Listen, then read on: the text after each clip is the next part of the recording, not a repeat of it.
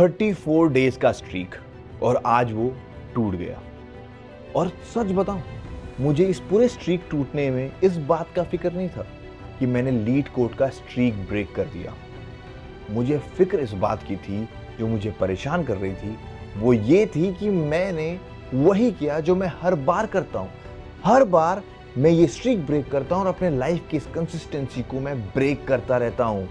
आज बात करते हैं उस गिल्ट के बारे में, उस झूठ के बारे में जो इस कंसिस्टेंसी कल्चर ने हमारे अंदर डाल दिया है, जिसके बारे में कोई बात नहीं करता है, और आज हम उसके बारे में बात करेंगे। हमें किसी ने नहीं सिखाया कंसिस्टेंसी क्या है। हमने कंसिस्टेंसी सीखी कहां से? हमने सीखी इसे इंस्टाग्राम रील से, लिंक्डइन पोस्ट से, फेसबुक पोस्ट से। वहां से हमने सीखा कंसिस्टेंसी क्या है। वो एक बंदा जो हर रोज सुबह उठता है, डालता है 35 days done, 45 days done, 46 days done, और उसके उस कंसिस्टेंसी का जो ये कॉन्स्पिरेसी हमारे साथ चलाया जा रहा था, और उसको देख के हमने फील किया कि this is the consistency, this is the things, this is the way to go ahead and this is the way to be consistent. और ये बात हमारे अंदर ऐसे घर कर गया कि हमने समझा कि लाइफ में यही है। कभी किसी ने इस झूठ के बारे में डिस्कस नहीं किया कि कंसिस्टेंसी किसके लिए कैसी है। For every person there is some different kind of things.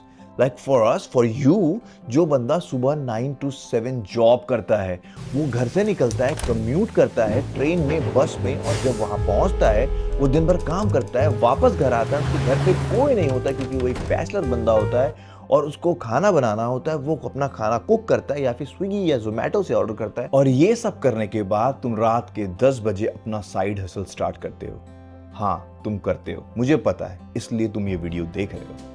और रात के 10 बजे तुम अपना ये जब साइड हसल स्टार्ट करते हो, सब कुछ करने के बाद, और वो हर रोज करते हो जब तुम सुबह 5 बजे का अलार्म लगाते हो, और जब तुम सारा दिन मेहनत करने के बाद रात में वो फिर काम करते हो, और जब वो टूट जाता है, जब वो स्ट्रीक टूट जाता है, किसी दिन तुम नहीं उठ पाते, किसी दिन तुम वो काम नहीं कर पाते, किसी तुम जिम नहीं जाते हो, किसी दिन तुम लीड कोड को कंप्लीट नहीं कर पाते, उसका स्ट्रीक ब्रेक कर देते हो, तो तुमको फिर से वो फेमिलियर मोमेंट याद आता है और वो ये कहता है कि तुम फेल हो गए, तुमने वो कंसिस्टेंसी ब्रेक कर दी।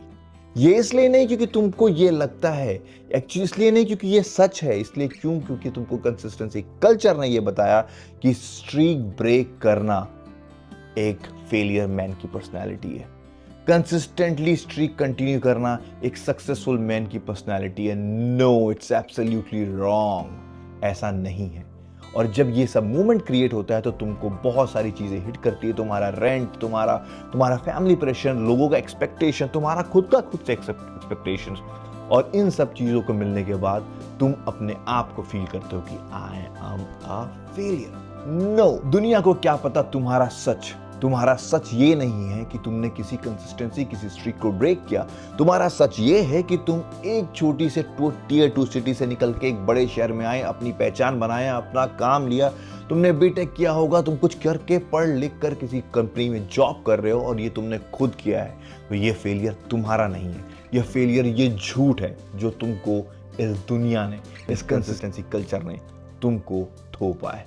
So it's not your failure. यार एक बात बताओ, तुम ऑफिस जाते हो, कभी किसी प्रोजेक्ट को डिलीवर करना होता है, 1 महीने का प्रोजेक्ट, 2 महीने का प्रोजेक्ट होता है।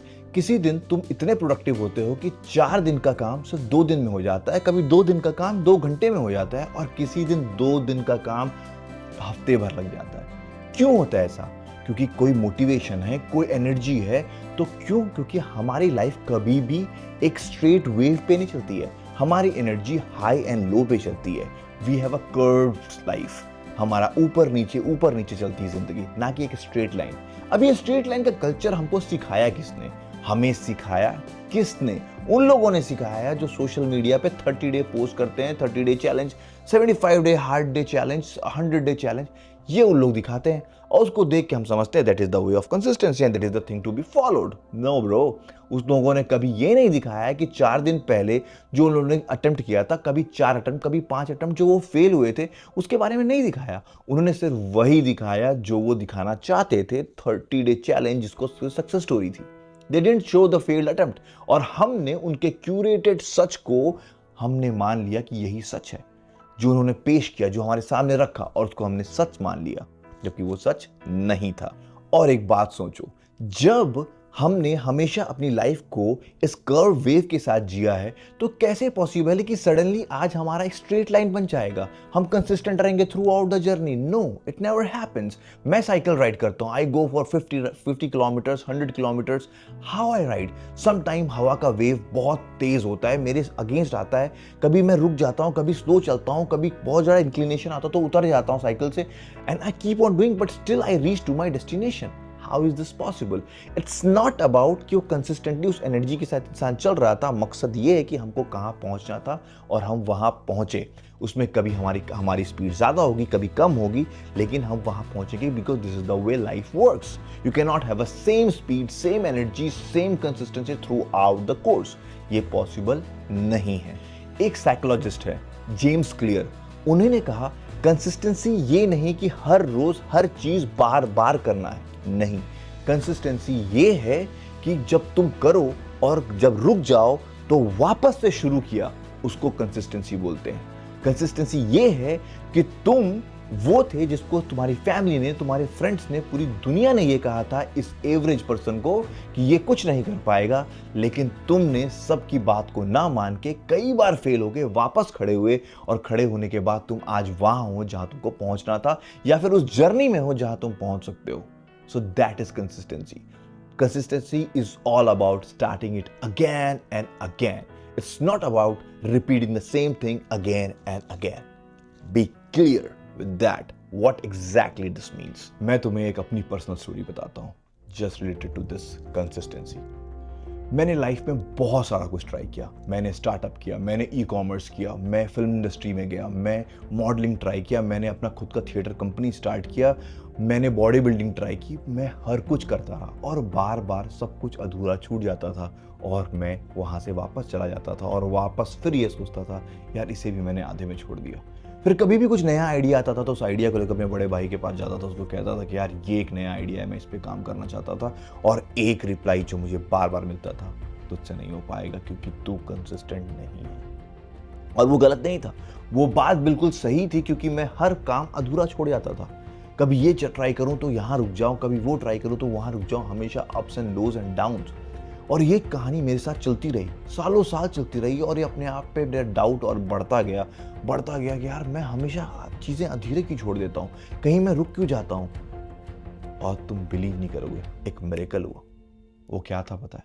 अचानक से एक दिन मैं बैठा और पलटकर अपनी ज़िंदगी देखा कि मैंने क्या क्या स्टार्ट किया, क्या क्या मैं रुक गया, कहाँ फेल हो गया और कहाँ मैं रुक गया। जो जो स्टार्ट किया सब कुछ अधूरा रहा, लेकिन आज मैं वहाँ हूँ जहाँ मुझे जाना था।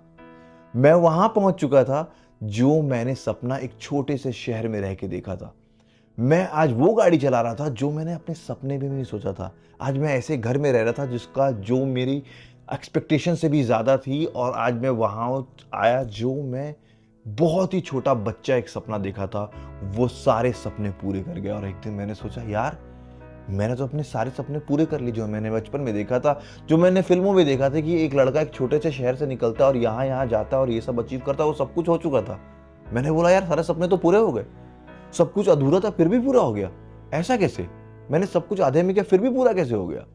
तो मुझे रियलाइज हो, तो मुझे पता चला कि मैं कंसिस्टेंसी का जो डेफिनेशन लेके अपनी लाइफ में चल रहा था वो एक गलत डेफिनेशन था। डेफिनेशन तो असली ये है कि मैं काम को छोड़ तो रहा था, छूट तो रहा था, लेकिन रुक नहीं रहा था।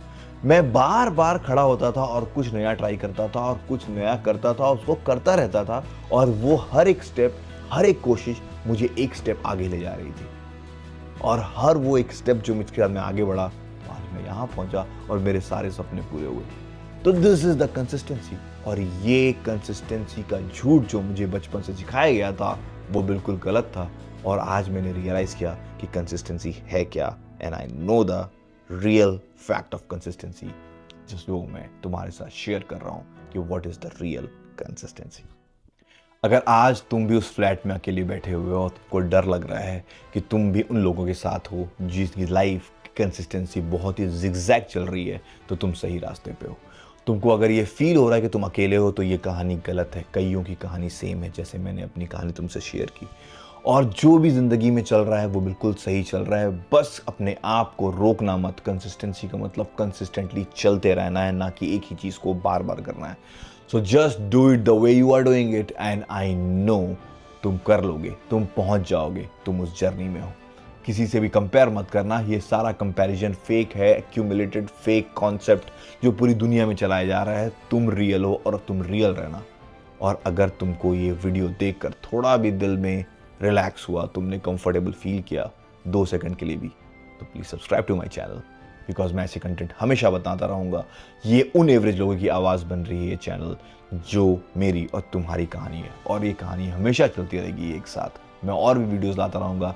आई hope you guys are enjoying my video and keep watching unsauced. See you in the next video. Bye bye.